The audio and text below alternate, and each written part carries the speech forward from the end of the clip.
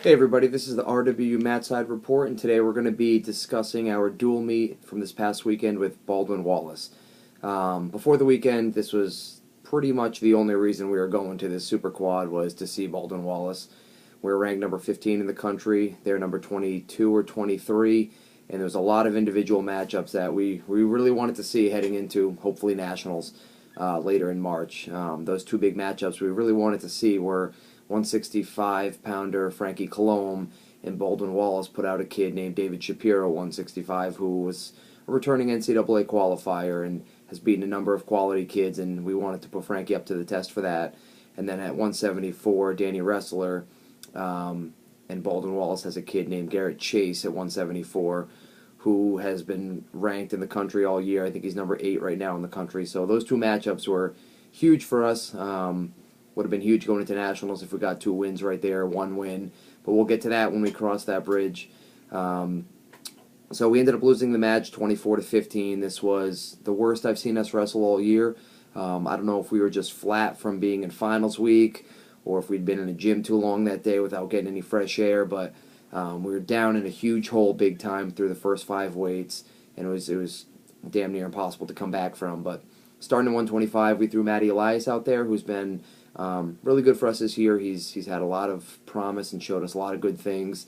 And this was not the Matty Elias that we've seen all year. He was just stale on his feet, flat on his feet, not really creating the action that he had before. He's a really long kid, and he does well on getting in on kids' legs and creating scrambles and coming out on top. And he really didn't get there much in this match, and he ended up losing 9-3. Got taken down 3 times, got reversed, and just not what we needed out of Matt Elias. Not really the spark we needed to start the match. At 33, Carter Marecki, the freshman we threw out, who's had a great year so far up until this day. You know, like I said in our last report, he's been cutting a lot of weight, and that might have pulled on him a little bit too much on Saturday. But he got taken down in the first. He ended up getting pinned in the second, and this is something that we're going to have to figure out with these freshmen. A lot of these freshmen, it's okay to lose, but you need to get better, and you absolutely cannot get stuck. You can never get pinned in a dual meet. It's too many points to come back from. It's hard enough to just win in college, never mind come back from, someone getting stuck before you. It's really difficult. So Carter gave up a pin in the second period, and then at 141, Justin Cochran went out, another freshman. He's a kid. He was up 2-0 in the third. He was up 2-0 with literally 15 seconds left.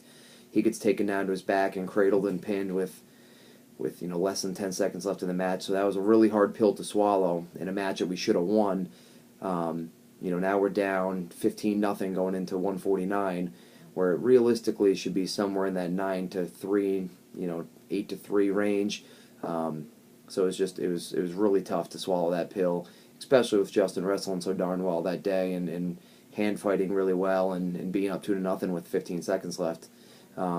Danny Downs, 149, he continued his winning ways. He went 3-0 on the day, and he had a really good match here. He came out, got a takedown in the first, and had that great first period that Danny Downs always has. And then, we got to figure out a way for him to just keep that pressure on. So I've been talking to him a lot about that, and second semester, that's definitely something we need to work on. Danny ended up winning the match 8-4, and like I said, he was up 7-4 at the end of the first period, and at one point he was up 7-1. So you're up 7-1. We need to start thinking bonus and majoring kids, and 8-4 is great in winning, but Danny is better than that, and we need majors out of him. 57, Ty Herzog. This was a match that was very unlike Ty. Like I said earlier, I don't know if we were just flat from being in a hot gym all day and needed to get some fresh air. This was the match that really reminded me of that. Ty is a super high action, high takedown type of kid, and I wasn't seeing this match out of him. He was flat on his feet. He gave up 2 takedowns at the end of the first and the second period. Both takedowns were less than a second left in the period, so it was brutal. It was brutal to watch. I love Ty to death. He has 20 wins in the first semester. He should have 21, 22, and seeing Ty with this flat stance and giving up takedowns late in the periods is not Ty. He's usually taking it to kids whistle to whistle and scoring a ton of points and a ton of points in flurries. So 57 we lost. 65 we got to that match I was talking about earlier with Frankie Colomb with David Shapiro. Frankie gets a takedown earlier in the match. We're up 2-1 leaving the first period leaving the second, we're up 3-1. So we're in a really good place to win this match. We're up 3-1. Frankie gives up a takedown towards the end of the third period, so it's tied 3-3. We escape right away, so we still should win the match. That was a controversial takedown, but it's out of our hands. It is what it is, and then Frankie gave up a takedown, like literally right at the whistle to blow the match, and that was tough. That is a match. I've told Frankie, if you want to be an All-American, you have to win matches like this, and if you want to get to nationals, you have to beat a kid like this. There's no doubt in my mind that Frankie is severely pissed from this loss right here, and he's working hard over break. But he ended up losing his match 6-4. And then at 174, Danny Wrestler, this was basically an extension of the Frankie Colon match. Danny comes out, gets a takedown right away. He's winning the match. The kid Garrett Chase, he's a beast on top, so we didn't want to go down second period. Usually Danny wants to go right down and get out and build some momentum. But we deferred. We let the other kid go down, so it's 2-2. Going into the third, we go down, and Danny can't get out. He gives up two near fall, different positions, so we end up losing the match 8-4. But that's a very winnable match. That's a kid that, same thing with Frankie. If you want to be an All-American, Danny Wrestler, you have to beat a kid like this, and you have to beat one or two of them. So good learning lesson for Danny. Same thing with Frankie. I'm sure Danny's working his butt off back at home, trying to get back on track and to beat kids like this.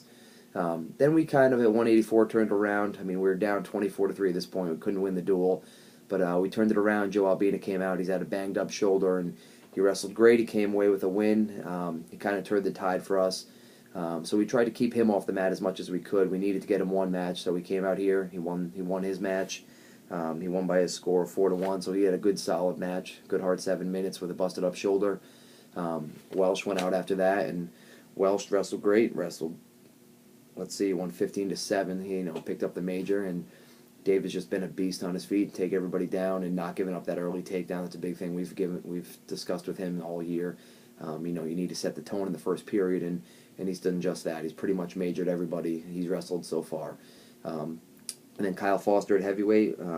Kyle Foster picked up a rare technical fall for a heavyweight. You don't see that too often. He won 17-1. He was getting takedowns left and right. He was getting back points. So it was nice to end on a high note there, but we ended up losing the match 24-15 to Baldwin Wallace.